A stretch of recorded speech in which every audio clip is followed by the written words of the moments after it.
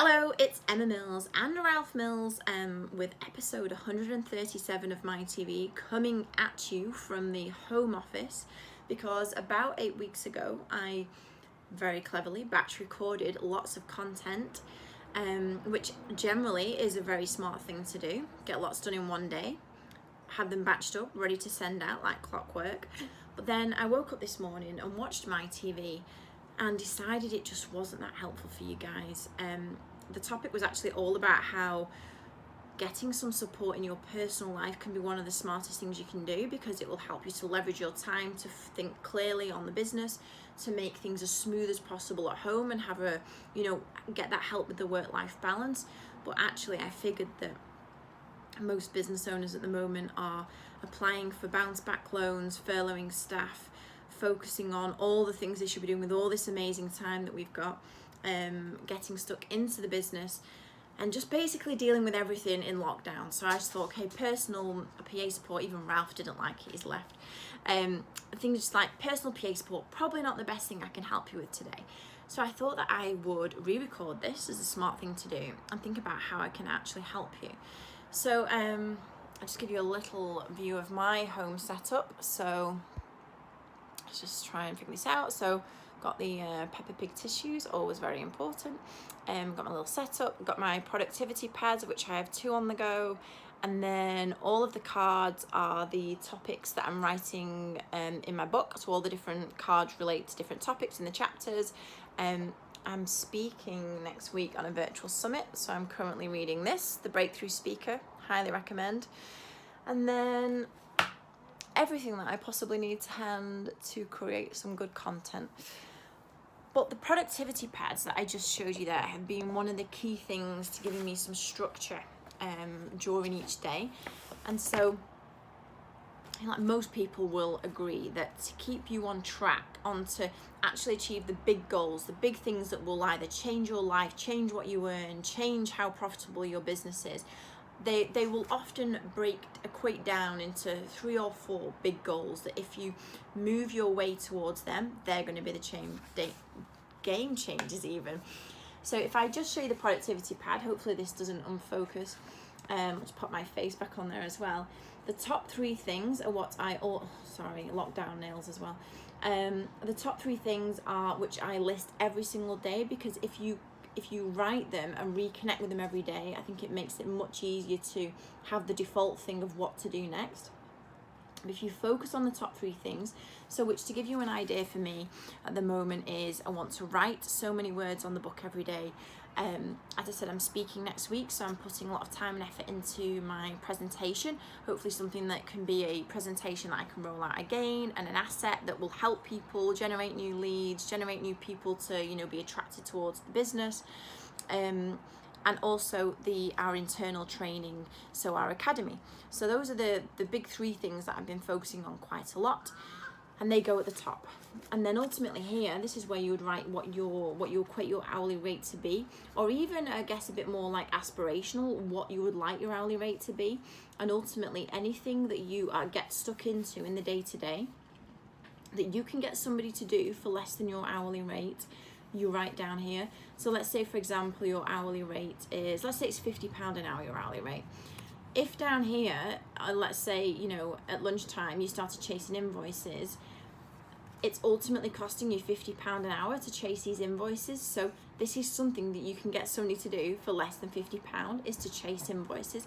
And this is why the productivity pad works so well, is because it connects you with your goals, but it also gives you clarity about all the things you should at some point or other be outsourcing or offloading to somebody in your team. Doesn't mean that all of these things you have to get rid of straight away. You can just keep adding them to a list to chip away at one by one, week by week, getting rid of one.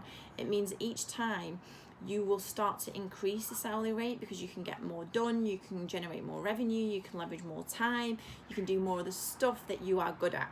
If you would like a PDF sending to you, I can post on to you, but we also have a PDF, which is a lot easier.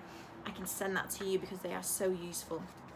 So throughout lockdown, me just having a connection with and keep refocusing in on the goals has been, I guess, key to me having some normality throughout the day, in terms of, I feel like it's, I know everybody says that you'll never get this time back, but definitely my experience has been that not every day is super productive. You know, you get stuck in the business, you get asked questions, you know, you are dealing with so many things, whether it's the finance and the loans and the furloughing, or the marketing and how are you going to get new customers, or dealing with customers who want to pause their contracts.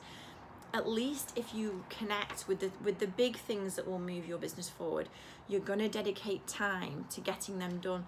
And for me, I make sure that I spend at least an hour on each of them every day, because I know that no matter how much I get distracted and into everything else, if I've done my 3 hours, I'm making the progress forward.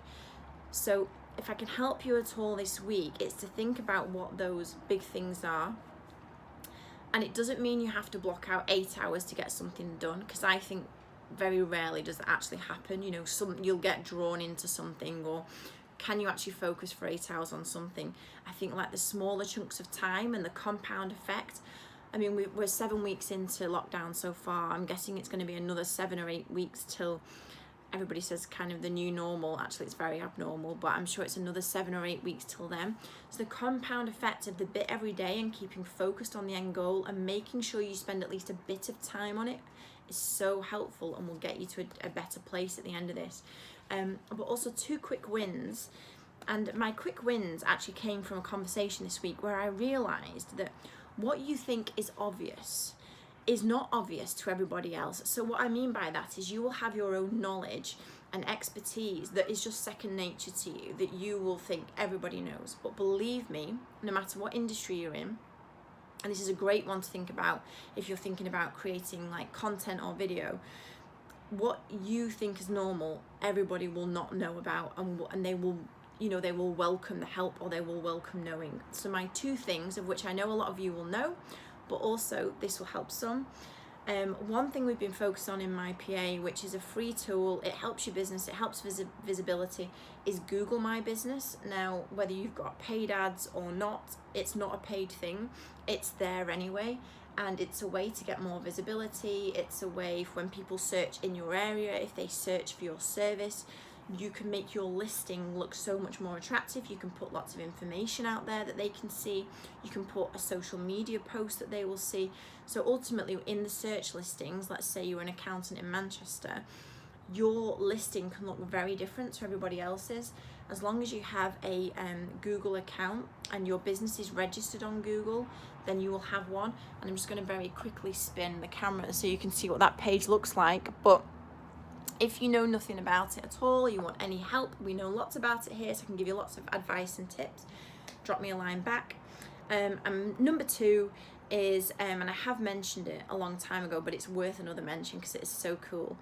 We use sweetprocess.com in our business, and ultimately every single time we create a new process, whether it's for us or whether it's for one of our clients that we look after, it goes into Sweet Process so that there's a consistent way to do something, and so that the team can refer to the process to do it, obviously. But another really smart thing about Sweet Process is that it has a sign-off facility. So let's say in your business, tomorrow you decide you don't want to chase invoices anymore, and you create some very simple steps on how to chase the invoices, where to find them, what to say, maybe a little template email to send, the tone on the phone, how to escalate it. Let's just say we put some bullet points together for that. You can put it into Sweet Process as some steps.